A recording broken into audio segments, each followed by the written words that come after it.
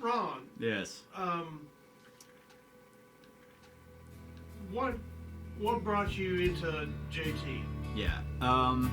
Well, so like okay, you that's said, enough. yeah.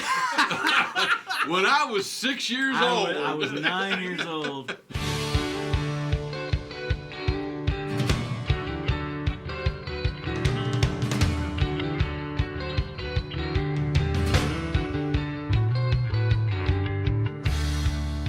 So you guys did the first record, which was obviously, we were all in Atlanta. I don't know where you were at the time, but I was like, wow, my gosh, these guys got a rant. It sounds fantastic. And we discovered very quickly from playing a lot of live gigs that being the drummer and the lead singer was not gonna work. It just didn't work from a stage presence point of view. I suppose we could have done the whole Night Ranger thing and put my drum set up to the front of the stage and turned sideways. I couldn't see that. Jerry, who, you know, I've never probably ever said this out loud, is a great drummer. Absolutely. Yeah, fantastic Absolutely. drummer. And such touch and feel. But he's such a natural Absolutely. You know what? out front. Absolutely. Jerry's always been a great talent and creative and a natural born ham. I mean, he's a front man, so and very, very relational. He was very good at speaking and being honest, but not taking himself so seriously. Authentic. He's very authentic. He's very authentic. We had already experimented a little bit with moving me up front to be the front man. We had brought in another guy before Ron. His name is Matt Goldman, who's like a big-time producer now. And he played for several months. In fact, Matt went with us to our only ever gigs overseas in Europe. We played Flevo Festival in the Netherlands near Amsterdam, and while we were there, a group of us went over via bus into Poland and played at the first ever Christian music festival in Katowice, I think it's called. Anyway, but for whatever reason, I think it just wasn't quite the fit that we were looking for. I had gotten to the point, as I had it a couple times in my musical career, where I was just like, I'm done. Can't do it anymore. I'm going to get a day job. Mark knew Ron Cochran from before in a band called N3D that he used to play in. And I got a call from Mark, and it was funny because he said, would you take a leave of absence from your job and do a tour with us? I said, no, I won't take a leave of absence, but I'll quit my job and join your band if that's what you want. We met at Applebee's and we talked. The conversation was, you know, like, hey, we're not just a rock band. We stand for something, and are you on board with this? You know, is this your faith? Is this how you know? And I was like, yeah, absolutely, it is. Yep. So I remember like brushing off the old dust off the sticks and making sure I could play the song. And the first song we played, Church of Do What You Want To. Because I was like, mid-tempo, right in my wheelhouse, man. I can play that, you know, and I listened to that, and I stressed out over it and learned it and all that stuff. And the first night, it was like, yeah, man, it sounds good. And everybody we never looked back. And Jerry never, ever made me feel like, you know, you're the second drummer. So we added Ron on the drums. I went up front as just the lead singer, front guy, which was really awkward at first. I didn't know what to do with myself because I've been used to have my arms and legs going and stuff, and so I didn't know what to do with my hands.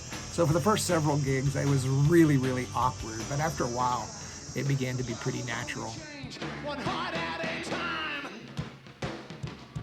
We had just recorded Not Breathe Shine, and Terry Taylor, our producer, had really pushed us to expand our sound, and we were worried that we weren't going to be able, as a three-piece live, to satisfactorily reproduce the sounds on the CD that people get. And we didn't want people buying the CD and then coming up and seeing us live and us not being able to live up to what was on the CD. So we knew we had to expand. We need to do something. We need to fatten up. We need to, and I've done that. But anyway, we need to fatten up our sound. We put the word out that we were looking to add a second guitar player.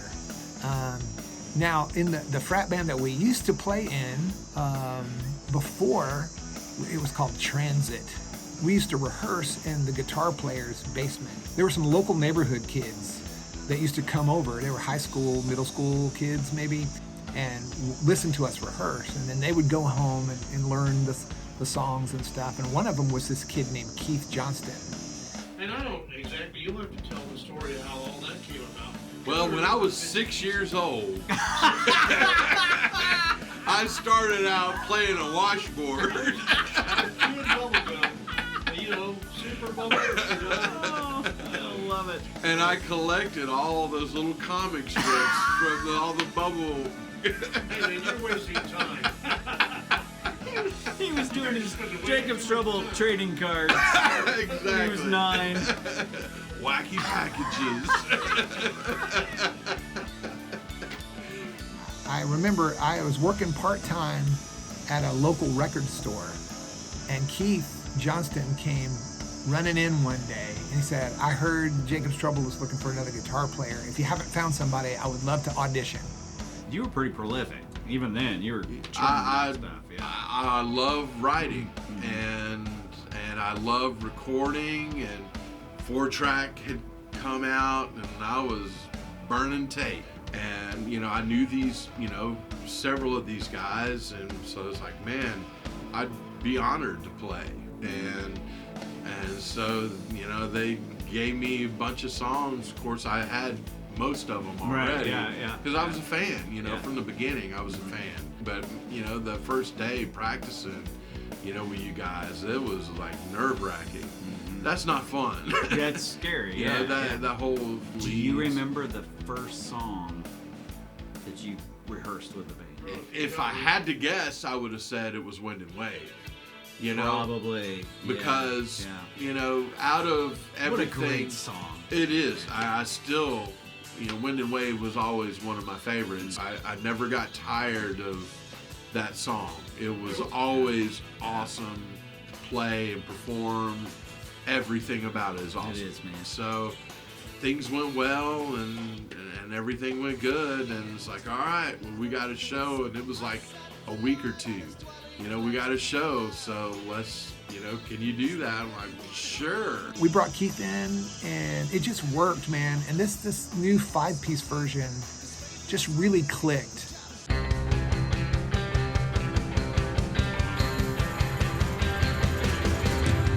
One man's sun is another man's rain. One man's crazy makes another man's Saturday night. That was when we really broke out, I think, was when we were in that 5-piece mode, and we recorded Let the Truth Run Wild. We wrote and recorded Let the Truth Run Wild as a 5-piece. With this band, music was one part of the greatness of being part of this band, but the other part was all the conversations while we were driving all over the States. Yeah. We would have huge and deep conversations, and it was never, ever dull.